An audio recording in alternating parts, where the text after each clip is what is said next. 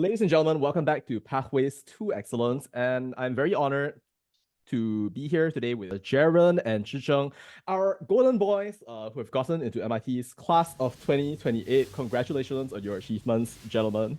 Woohoo, go Beaver. Is that right? Go Beaver. Yeah, I think they are really Yeah, that's right. Wow. So like how do you guys feel?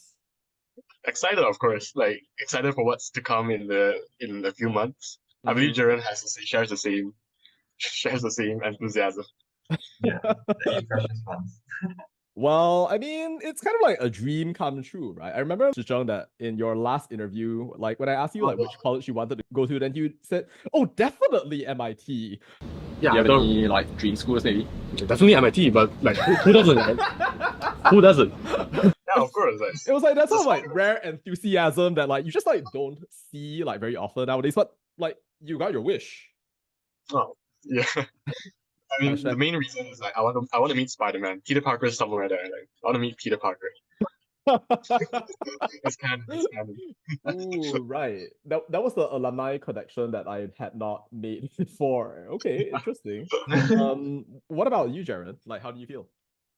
Yeah, it's more like I feel blessed because like the US applications are generally a coin flip, maybe a weighted one, but still a coin flip. And yeah, it's very lucky that we both get to get in together over there. Because usually every year Malaysia gets like one, at most one, and then this year it's like blessed. And it's also my great friend, Susan. Ah, yes, for sure. I mean, like, you've known each other for quite a long time now, isn't it? I mean, like, how long have you guys known each other? I know that you're part of Amiso, but like, I actually don't know like how long back this goes right here. I mean, like, you're both in Penang, so then like by association, maybe like all Penangites are sepupu and like you know each other, something of that nature. Sorry, We share the criticism. same food. 1.5 year around. Sorry? 1.5 year. 1.5 years. Okay, okay. Cool, cool, cool. So like not really that long, but definitely like long enough that I guess like you guys have been doing like quite a few things together, right? Like for Yeah. example, I think like Jaren, you're the Amiso academic director, if I'm not wrong. And then so Zhisheng, you're the of course Amiso president, and you guys just had the YSEC event, if I'm not wrong. Oh yeah. It was last week, I think. Last Ah, weekend right, at right, right. Wisdom. Yeah. Oh cool, I yeah, mean, yeah. it was fun. It was fun.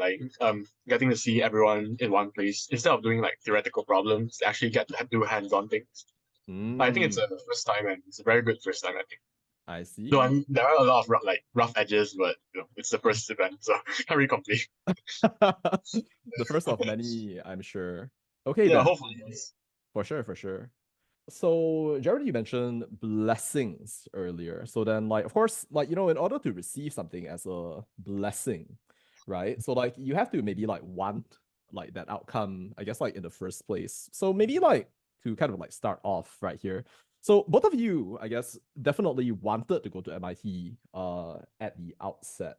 So then if I could ask, right? So then what was special about MIT for both of you? Because it wasn't just you, Zhuzheng. In fact, Jaren, in your I guess like talk alongside Kwong Wing, right? Like you also mentioned that you were interested in going to MIT. Right.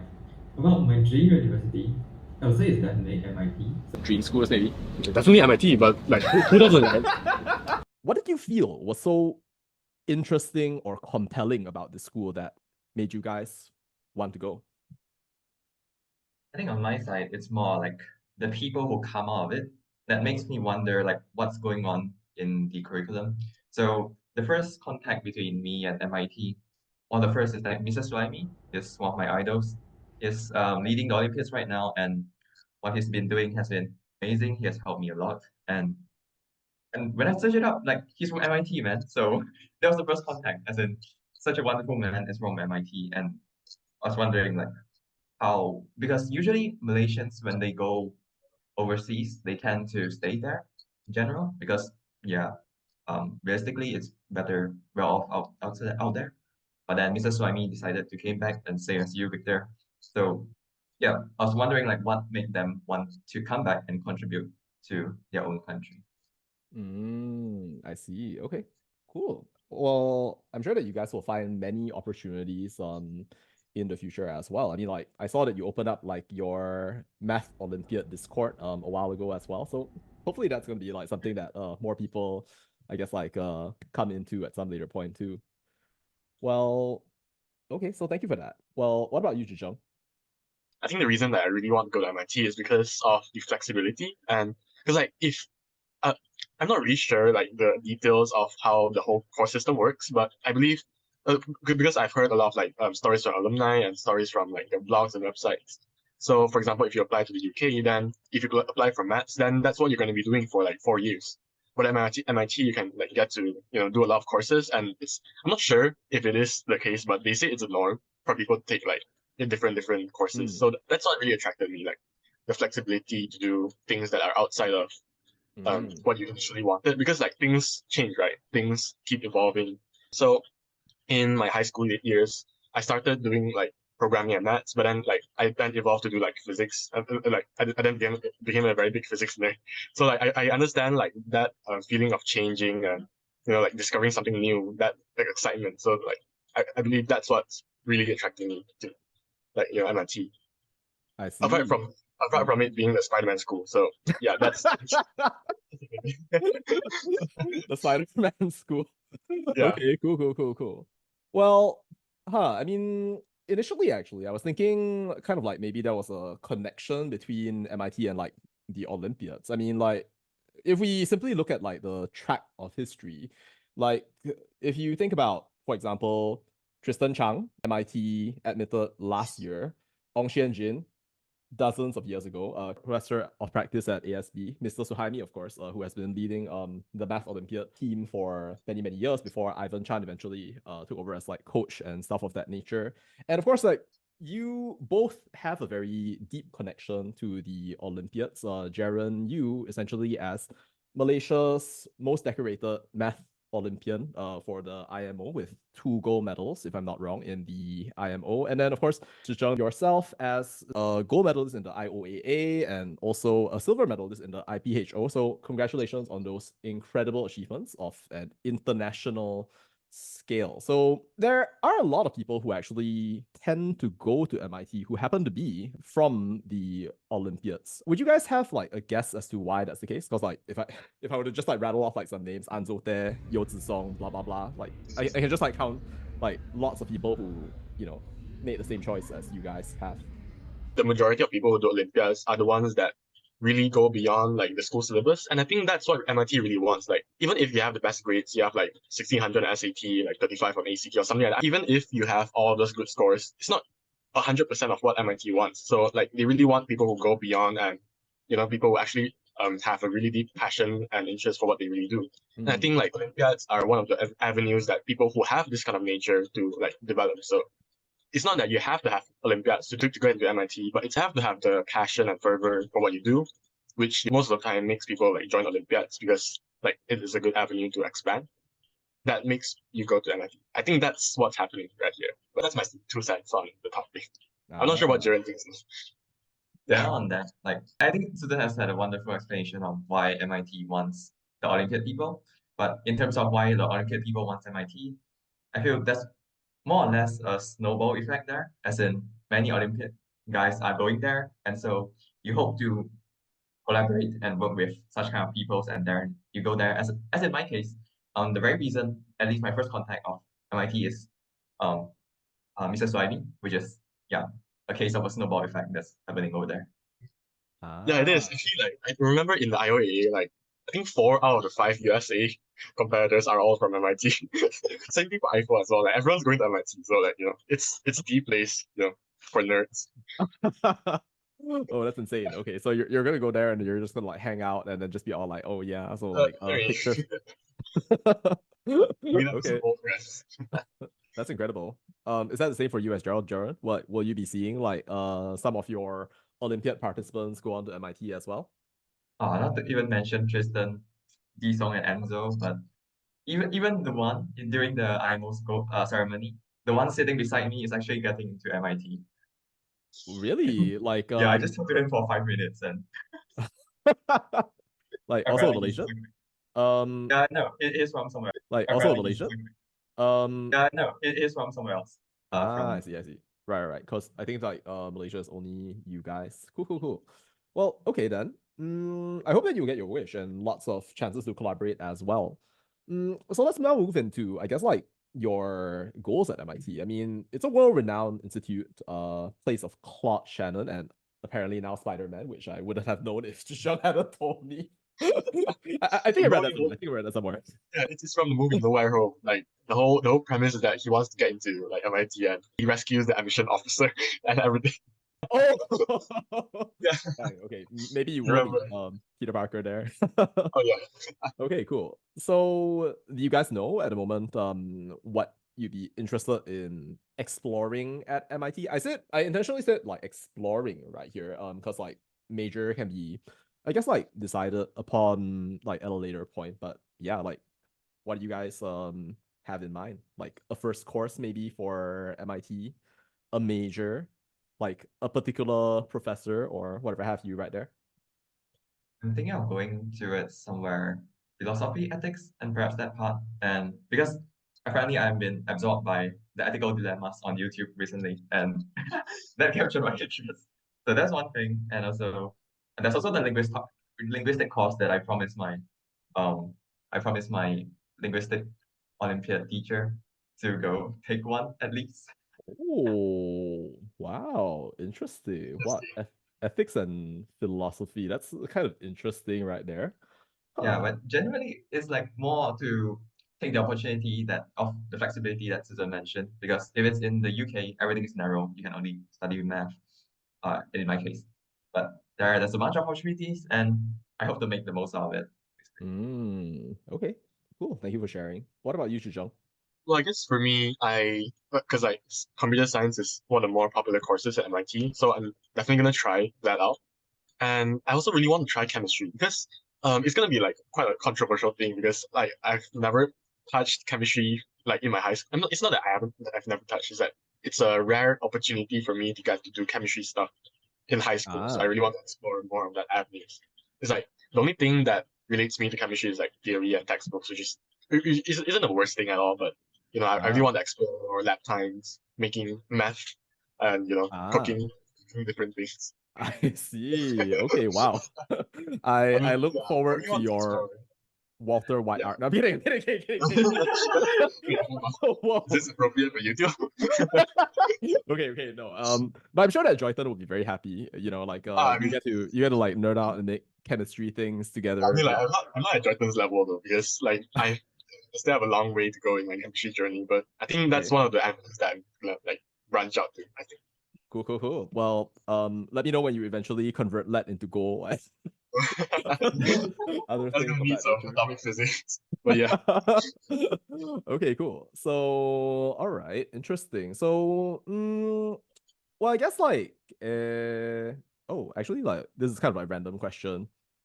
This is for Jer Ren actually. So, like, maybe what is one particular ethical dilemma that you've been like interested in recently? Had follow up on that Oh, because it's like like you mentioned that like it's something that you're interested in. you're driving a car right now, an automated car. All right. In front of you, there's a huge block over there.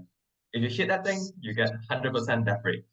So safe ticket to heaven. And for you can turn left, right? You can dodge to the left, but there's a motorcycle over there, and the motorcyclist is wearing a helmet. Okay. So if you hit him, there's 50% chance that he's going to heaven. Okay. And if you turn right and hit another motorcyclist, but this time without the helmet, there's 75% chance he's going to heaven. Okay. So which should you choose? That's kind of interesting. Okay, so remind me again. So like if I hit the block, then like there's 100% chance that I'm going to heaven. Yep. Oh, I see. In that case, then I mean, like, do you have an answer, or would you like me to answer? Because I No, can answer. it's a dilemma for a reason. So Oh, I see. I don't. Okay, really? Because like for me, like there wouldn't be a dilemma because like if I hit the block, then I get to go to heaven and not to hell. Oh, if you think about it that way, then the You see? percent success rate. Aha. Okay, that was a loophole. That was a loophole. Okay, well, what about you, Zhang? Well, I think I turn left because like there's a 50% chance he's gonna die, but if I go straight or go to the right, there's a higher percentage that either me or the other person dies. So if I turn left, then generally it's the lower percentage of death. Yeah, I don't know, but precisely. It's yeah. like the utilitarian view that you try to minimize the total damage to everyone. So you hit Yeah. the guy with the helmet. But then Ah. at this point, we're actually punishing that motorcyclist for wearing a helmet. It's because he's wearing a helmet that we're going to hit him. And then Oh, see your point. yeah, now you see why the technical dilemma is here. I see. Okay, wow. Yeah, like I'm sure that will vibe at MIT, and you'll have like a good time discussing with some of the smartest people in the world, no doubt. Okay, so right now, I know that it's kind of like far off from your eventual graduation, like hashtag 4 years and everything. But do you have any sort of long-term goals or aspirations, kind of like post MIT, like from where you are at the moment? So back then, I think because the very MIT path was inspired by Mrs. Suhaimi and as well as Dr. Ong, that's also contributing back to the Malaysian community. So at first, I was thinking once I graduate, maybe after PhD and so on. But after all of that, then I'm planning to come back to Malaysia or somewhere nearby to contribute. But then recently, I just realized that perhaps I can contribute. There's many ways to contribute, right? And perhaps I don't have to actually come back, but that's the option. Okay. See for me as well. I do plan on coming back to Malaysia, but I'm not sure when. Like it's in my in the future. I can't imagine anything else other than like staying in Penang and coming back to where I live, coming back to my roots. But I'm not sure when that will be. But it is going to happen. But I just there might be a lot of things that happen along the way that I can't predict. So Exactly. Oh yeah, for sure. I do envision coming back to Penang and enriching the job opportunities here because I think Penang is one of the more popular places, and not more like the most popular place in Malaysia to do electronics and technology stuff. So I think I will come back to Penang to develop that kind of sector. Just not sure when. So Okay, cool.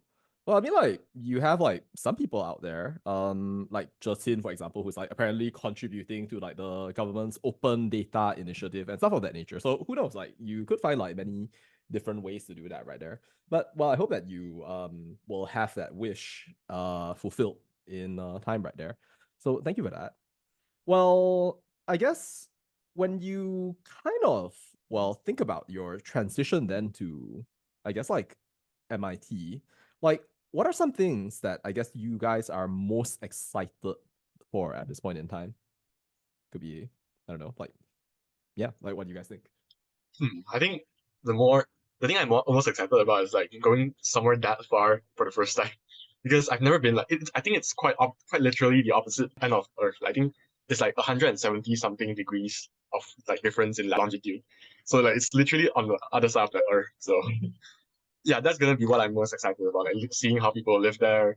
I've heard stuff, but it's it's gonna be interesting to see what life is actually like on the other side. And the other thing is adjusting to the flexibility. Flexibility, I'm not sure, like the freedom. Yeah, I think freedom is the right word because like that's like I'm gonna be so far away from my parents and gonna have so much freedom. So that's gonna be one thing to adjust to as well. I see. Okay. Cool. Oh, thank you for sharing that. Yeah, it's like super far away. You will Yeah. get the dubious honor of like maybe like taking a I guess like layover in I don't know like maybe Qatar or something, and then you get to like sleep in a seat pot or various Yeah, other Qatar. parts Great. of that experience. Yeah. Okay. Cool. So all right. Well, what about you, Jaren? Yeah, I'm definitely intrigued by the culture change. But hopefully I don't get a culture shock that lasts too long. Hopefully. All right. Okay. But nevertheless, I think the most exciting part is to in the curricula because like Zizhen and from his high school years he has been exploring physics, astronomy, and sometimes a little bit of chemistry also, and also programming, math. So he has explored quite a wide range of fields. And meanwhile, myself, regrettably, I've been focusing on math and that math race path alone. So Good. I'm excited. But then I'm excited to like MIT. I finally want to get out of this narrow path and try to explore more. How do you feel that you guys are going to, well, maybe like adapt some of like the experiences that you had in the Olympiads maybe to your time at maybe MIT? Do you feel that maybe it helps you approach problems in a different way maybe, or do you think that it's going to help you in your education maybe? Because I recall also from Zhi Zheng's interview before that like he was mentioning that for SPM physics he got an A and not an A plus. Yeah. Yeah. Okay.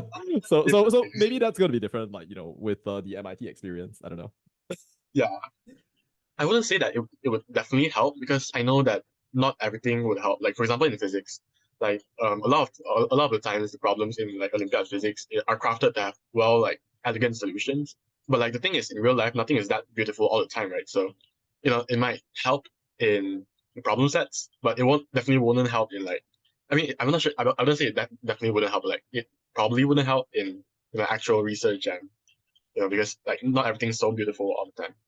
I believe the main contribution to Olympiad brings isn't about the theory, like number theory didn't correlate at all, but it's more like the meta learning process, as in you actually seek out the knowledge yourself. Because for Math Olympiad or Physics Olympiad likewise, there's not an abundance of resources out there for you to learn. So you have to make yourself self-learn and get together all the resources and do everything by yourself. It's not like a path that's already created for you and just to walk down like the usual school curriculum. And I think that being familiar of conquering this kind of and then walking down path that is not created already is what is going to help in the university life. Yeah, I do agree. Also, I think like the perseverance and like the mentality that you gain from Olympiad training, because like it's not a one day thing. Like you can't build Rome in one day, right? So I believe if you ask anyone from like the Olympiad sphere, everyone's gonna have their own Roman Empire. Like one of the problems that they've been dwindling on for a long time. Like I believe everyone has one of those problems, but so I think that might also help, like the perseverance, like actually going through with the whole problem. All right, I think that's why like there's so many Olympiads. But in the end, all these Olympiads bring you to the same thing. It's not about the subject itself, but that learning journey. Yeah, it's the friends you made along the way. Oh, I mean, quite literally, like it is the journey. Yes, indeed. That is very anime protagonist, but then like that is also it is also true. I mean, like it is anime protagonist like for a reason right there. So yeah. Well, I guess if we think about, well, kind of like building your own quote unquote Roman Empire, I guess like, well, college is kind of the beginning of something right there. I know, of course, that you guys have mentioned like different things that you'd like to explore so far right here. Jer Ren's being, well, ethical dilemmas, and maybe Zhi Zheng's being chemistry. But do you guys have like a sense of, I guess, like kinds of research that you might potentially be interested in like pursuing at some later point? I guess like it's a very common thing for people to, well, participate in things like undergraduate research or kind of like projects, work in labs, or do other sorts of things out there. I guess like, do you guys have a sense of like maybe specific, well, things that interest you in the world? And they may not even be like MIT specific, right? I mean, like it could very well just be something kind of like not necessarily a diamond in a rough, but a flicker of light seen from the edge of your vision or something of that nature. I don't know. Like, have you guys ever felt that you've seen something like that before? Well, that's a very poetic way to put it, Victor. But yeah, I mean, like at MIT they have this thing called UROP, like undergraduate research opportunities program. I think like I forgot what it really stands for, UROP, where like undergraduate people can take. Yeah, so I think again for me it would be chemistry, because I really haven't like for example quantum dots. I've seen one YouTube video where they made quantum dots out of P. Also, like quantum dots, for a quick primer, quantum dots was one of the Nobel Prize winning.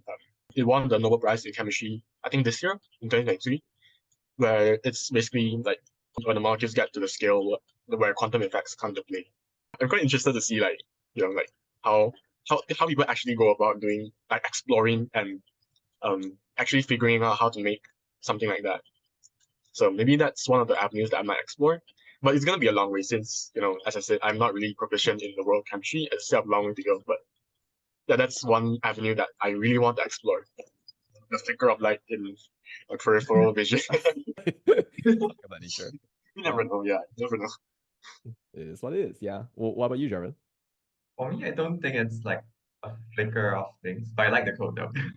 um, it's like I'll probably work on the AI side and not just like developing better AI, but developing safer AI. That's one that branch of it. That's AI safety or AI alignment, and I'm quite interested in that part. Also, it's a slight overlap about the ethical dilemma thingy. Actually, the context of that ethical dilemma is when you actually design an actual car, like what decision we will make as a programmer. So that will be a tough choice and a necessary choice.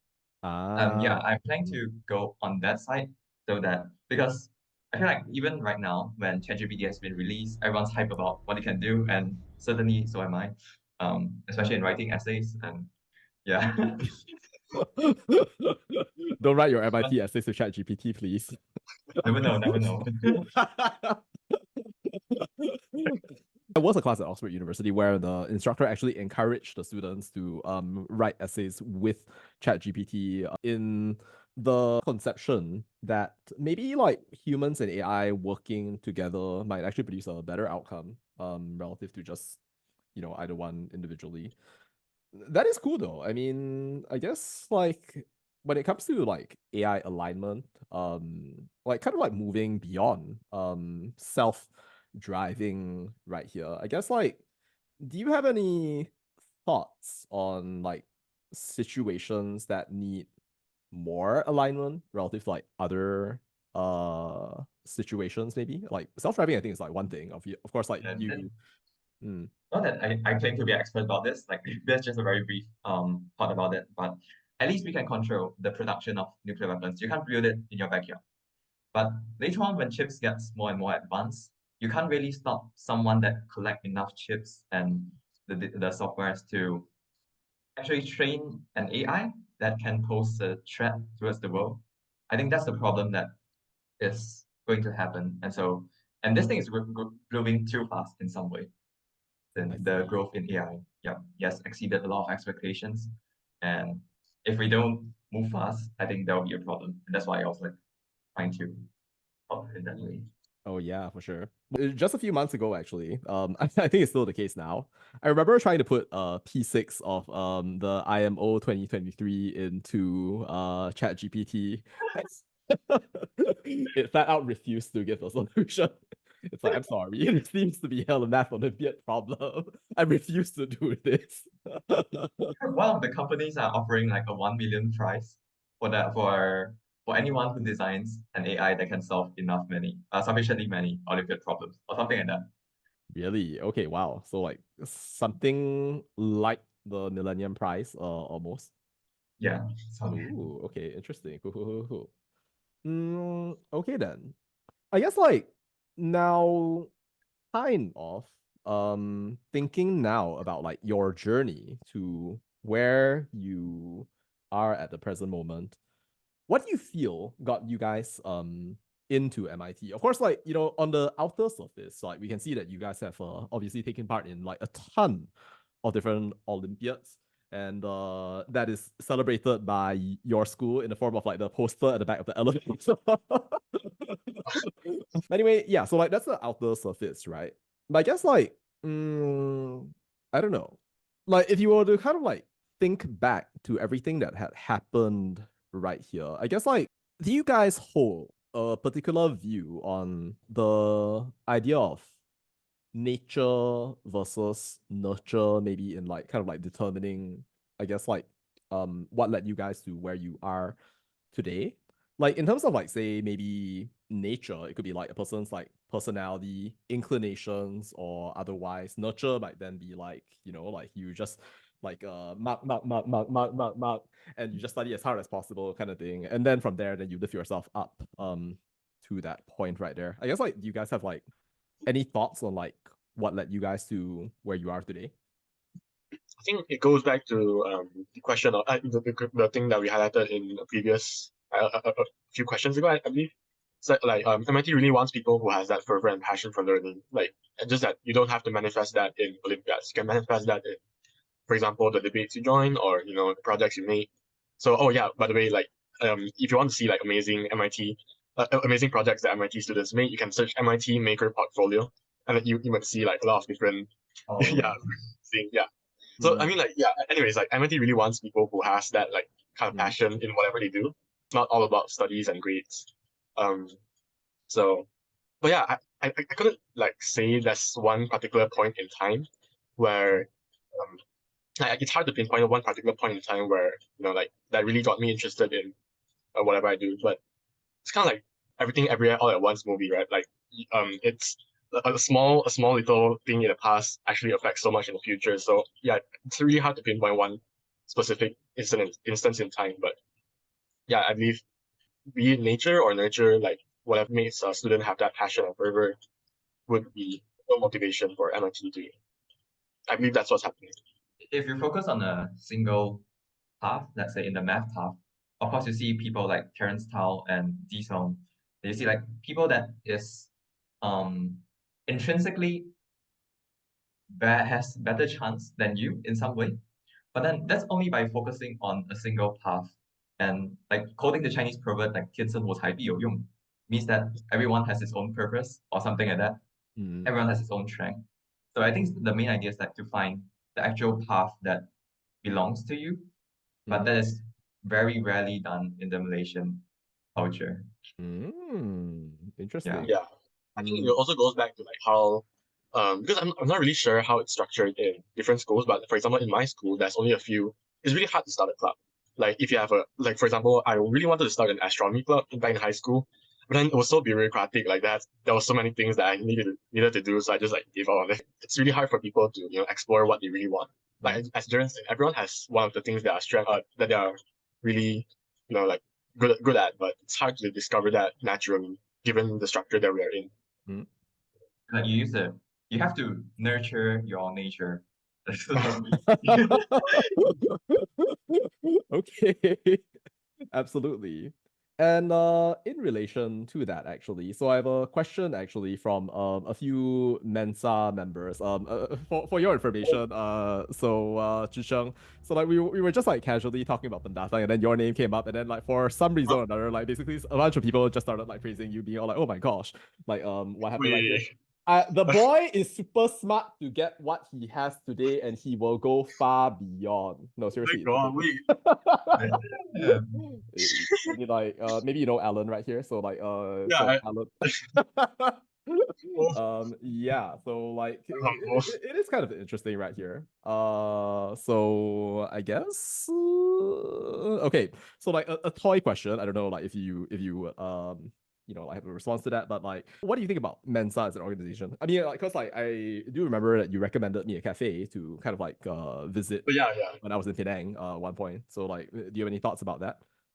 Well, I think Mensa is a good place for people to like find. Okay, like for Mensa members that are watching this video, hi. But I think like Mensa is a really good place, like network and find other people who are not necessarily in the same field as you. For example, I think because I'm not really active in the Mensa sphere, I think I'm pretty sure my membership expired like a few months ago. Yeah, I think it's a good thing. Like their events because I joined like a meetup at the cafe that I recommended you like the previous interview. So I joined the meetup there, and I also joined like a rock climbing session with them. I believe like it's a really good way to like network with like people you don't already know, and like build those connections. So for example, like I mean I wouldn't like bring up specific names, but like I met a few of the Mensa people who I met at the meetup at the International Science Fair in Penang. I actually met some of those people like in the science fair itself, which was like really coincidental. So yeah, I think it's a really good way to network with people who are outside the sphere. I see. A small sub question then. Would you recommend that Jer Ren join Mensa? Well, I think it's up to Networking thing is precious though. yeah. Okay, then to the actual question then. How do you guys manage your time, right? Given that like you have many different things, I'm sure that you're doing on a day-to-day basis. Like, how does a typical day look like for you? Like, do you plan things out like in order to, I guess, like get things done? Jer Ren, you want to take this? Oh, okay, sure. All right. So basically, I do have a list of things that I want to do. Like that includes some weird stuff such as finding out what causes short-sightedness and stuff like that. It's a bunch of random stuff that because I think we all have a lot of things that we want to do, but it's just that if we don't record that down and eventually time pass and yeah, you forgot that you want to do that thing.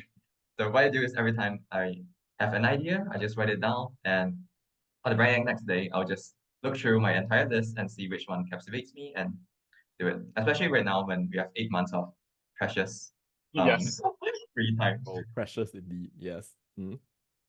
So Well, I think yeah, it's a similar thing for me. Like I have a to-do list, or I think I have two lists. Like one is the to-do list, and one is a to explore list.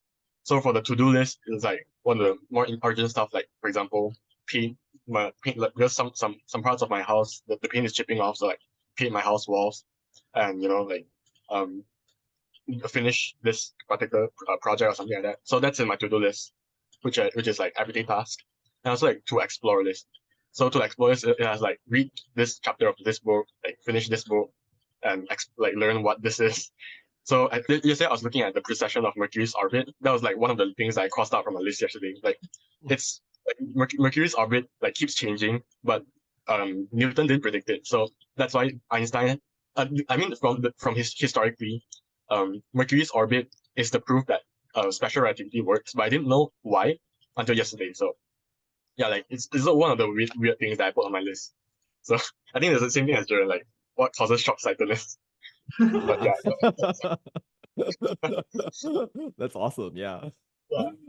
Looks like yeah, like you have like some things that are important to do in the course of the day. Then also Yeah. it's good that you have like a formal like system for things to, I guess, like look up or understand or know. It's great. Okay, cool.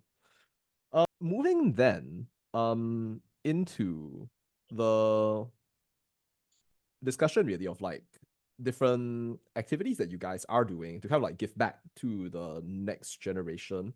So of course, like there is a miso and the various activities that you guys take part in on a sort of day-to-day basis. Like what gives you guys the motivation, I guess, to contribute towards these kinds of ventures? I think for me, it's because I actually discovered the physics Olympiad from a miso. So I think I'm not sure if I told this story in the previous interview, but originally in high school, as I said, like I was in like math and programming when I was during high school, but I was quite shit at it, honestly. Like I think Jer Ren would like laugh. It was a laughable like skill back then, but so I was doing like I was doing like this programming competition, and then at the end of the programming competition, I realized that it was actually the selection for the International Informatics Olympiad. And then at the end of the selection test, they sent us this invite to the Miso's Discord. And so from there, I discovered there's also like the Physics Olympiad, there's also the Astronomy Olympiad, and like everything else. So yeah, I think like because I would personally I went through the process of discovering how Miso actually helps people. So yeah, it's yeah it's it's motivation enough to like keep the ball rolling and letting more people discover the joys of Olympiads. Yeah. Very similar thing on my side. There's also the kindness from the seniors that, as in Ivan that you have interviewed, he's juggling his own studies with the IMO training program. And at first, he wasn't even guaranteed to be paid. And yet, he still like prepared a lot more than what he could have. You guys are getting And he prepared really a lot. Like, it's like passing down that kindness there. And yeah, I have hope for the future that they will pass it down continually. I see. It makes me think of that quote, Zhi Zheng, that you gave right there towards the end of the last interview. Something planting the like seeds that future generations can stay in the shade. right, yeah. Yeah. When you think about, well, the education, I guess, like a lot of people happen to be going through in Malaysia for like science, technology, and a whole bunch of like other things of that nature. So like, I guess, do you guys feel that there are some specific things that you want to change or that you hope, like in a general sense will change about science education in Malaysia? Or STEM education in general, so including math? I have to be very careful about this because the education thing is like something involving with the cognitive sciences, and that's a very deep theory there. Even though I'm unsure whether the Malaysian education actually follows that guideline, but um for me, superficially, I think that we are learning too many stuff because no way that from the 90s until now, 90s back then, knowledge was scarce. We have to force everything into everyone. And right now, we have knowledge is abundant. Everything is up there, just whether you want to search it up or not. It's no way that the same education system still works, and yet we're still using almost the same thing. So for me, it's that the amount of hard knowledge that's going into our syllabus is too much. So it should be time for us to learn about some meta learning kind of skills, as in trying to exploring your own stuff and pointing you where you should learn and how you can learn, like learn how to learn, basically. Ah, I resonate interesting. with Jer Ren's point of view on this. Like for I think the most I think it's more apparent when we transition from SPM or like IGCSE to A levels, like when we're taking like 9 subjects and then suddenly now we're taking like 3 or 4 subjects. I mean like the depth is different now, but like the breadth is different. Like instead of 9 subjects, now we're taking like 4, which is I think that number of subjects really do matters. Like, for example, like if you force a physics student to take like history, it's not really useful to them, right? I mean, it's not that it's useless, but it's not useful to everyone. Like so, it's like not really practical to force everyone to take it. And also, like going back to what Victor mentioned just now, like I didn't get an A from an SPM, and then afterwards I realized that so because like when in the YSEC I was talking to my friends about like the SPM my SPM physics grade, and then they said so I told them like only when I entered the exam hall did I realize that in the paper there's an essay question, and then like they said, huh, you didn't know there's an essay question? And then they say like, oh, it's easy to score marks for that. You just need to write a table and put all the points in, and so you automatically get 10 points. And I was like, why should I write a table in an essay? Like, how would I have known that if I hadn't been like training for? So I think like they are testing it for the wrong things. I think because I literally didn't know that you had to draw a table on the SPM essay question until my friends told me many months after SPM. So yeah, like it's I'm not sure why, but yeah, it still baffles me today. I see. Yeah. Okay, cool. Then when I was studying for SPM, like more than 50% of the time is actually memorizing how you should structure your answers. Yeah, and that's one thing that can be improved because the main reason about mark schemes and there's 2 reasons. One, standardize, and second, to standardize the marking, and second, is the manpower thing. Because if you want every teacher to look through everyone, we need highly qualified teachers and a lot of time. Oh So, yeah. but now with the advent of AI, perhaps we can make a change in that aspect. Yeah, I think we could like sell that to like different countries for the education systems. If we do make this. Maybe you guys can sell that to your respective Olympiad markers so that like they don't have to spend like an entire night like marking your solutions after. I remember that story right there. Okay then. Having said that though, okay, so of course when it comes to like Olympiad participation, so like that's kind of like at a rarefied level of competition, so to speak, right here. You have essentially like people who are at that level, right? Being one of the top 6 or whatever number happens to, I guess, like prevail in that international like battle of the minds for whatever subject right there. Like fight it out, right? At a highly elite level that requires you to like go like way beyond, I guess, where the syllabus would direct you towards right here.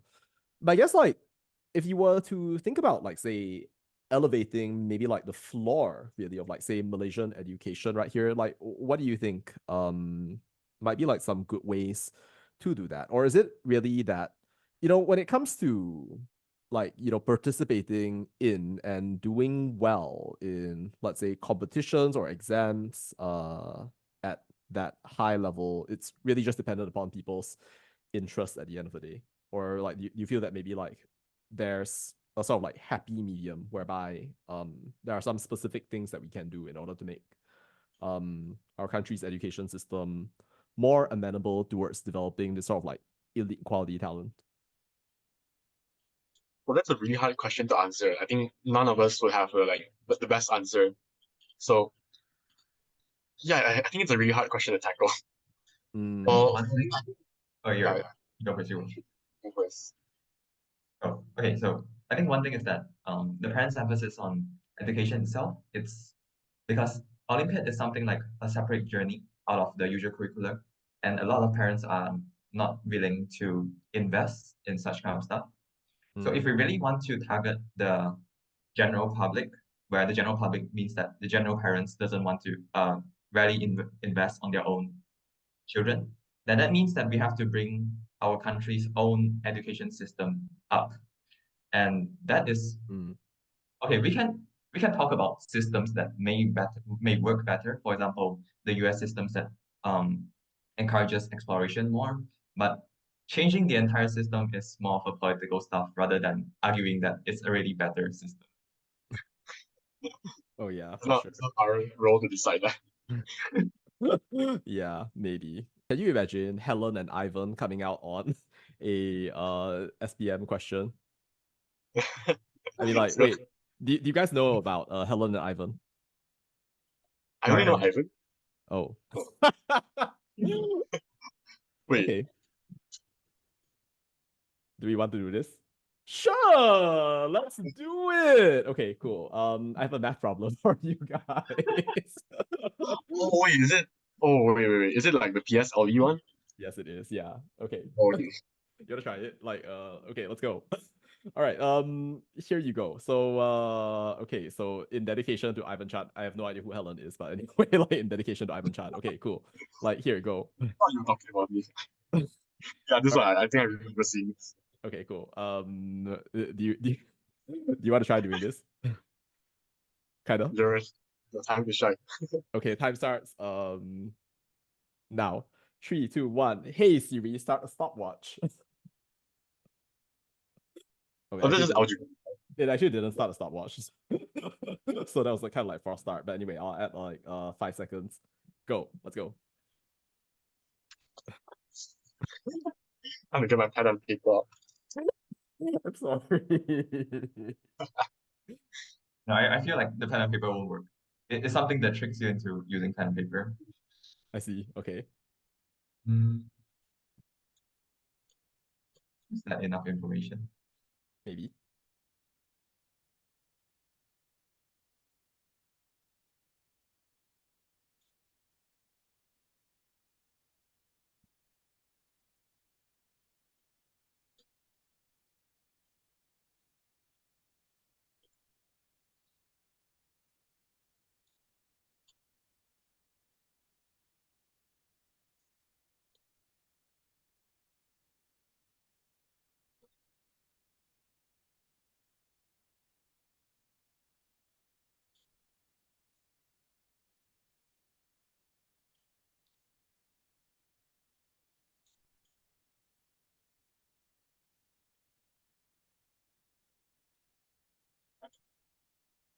And paper.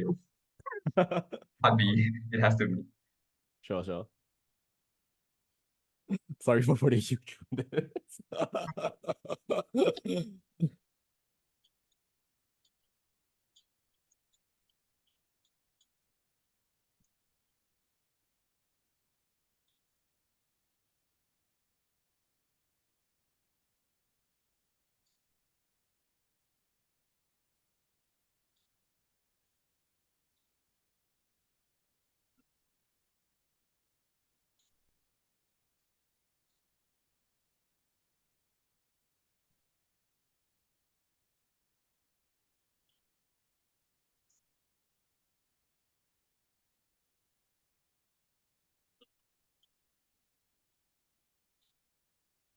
Oh, they had the same number of coins. Okay. Yes, Yeah, yes. So alright. yeah, I missed that part. Like they had the same Yeah. number of coins. Yeah, that's Oh yeah. yeah. Okay. Mm. but it's a viral question for a reason. So like, don't worry if you guys like don't solve it. But it actually attracted like a lot of media attention. Like during the time that this actually came out, because like people were just like, well, what? How can this exist? Or I finish it. Oh, you're finishing? Oh, okay. You finish it? Yep. Oh, nice. Like, so what's the answer? Okay, praying my multiplication table doesn't get wrong. 12 and 108. 12 and 108. Okay. Whoa. So then basically, yes. Oh yeah, it is. Well, and indeed, okay, so 108. So like, Oh wait, I forgot to subtract it. Right. that's okay. Oh yes, but that's basically it. Yes, congratulations. Yeah.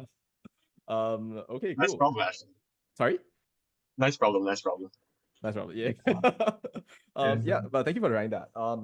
But so incidentally, oh yeah, so like you actually beat the fastest person that I saw in Singapore who did this. Who incidentally was a Malaysian as well. He did the problem in 2 minutes and 42 seconds. Johan, if you're out there, like shout out to you, Johan. Oh.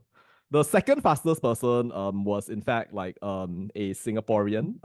My quote unquote mama, Gary, if you're out there, shout out to you as well for finishing it in 3 minutes and approximately 14 seconds. I want to say 14 seconds right there, but like no pie right there.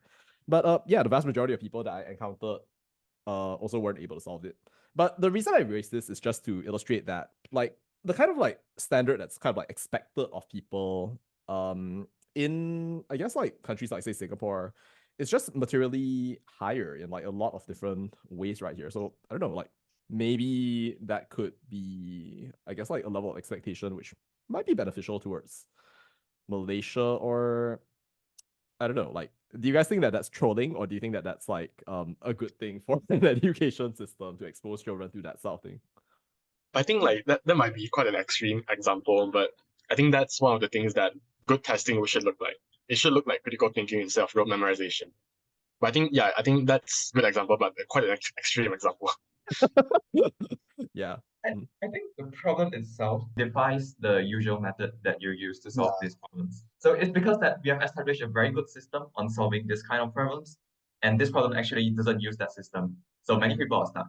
And that's a sad truth that tells us that the general public can't really think out of the system, what our education system has given us.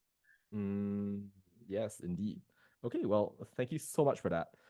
As we kind of like wrap up this interview, do you have any pieces of advice that you want to give to maybe like people who would want to go on a similar journey to that which you have already gone on as you kind of go towards your dream schools at this point in time? By the way, you guys are going to MIT, right? No Stanford, no no, just randomly like, oh, I'm sorry, I'm going to go over to Cambridge to study medicine.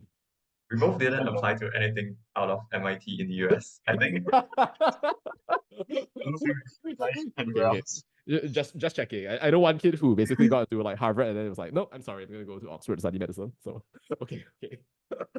But yeah, so like of course your journey is far from over, and in fact like in many ways it's still sort of like beginning. But do you have any advice for people who potentially might want to go on a similar pathway or track as yourselves?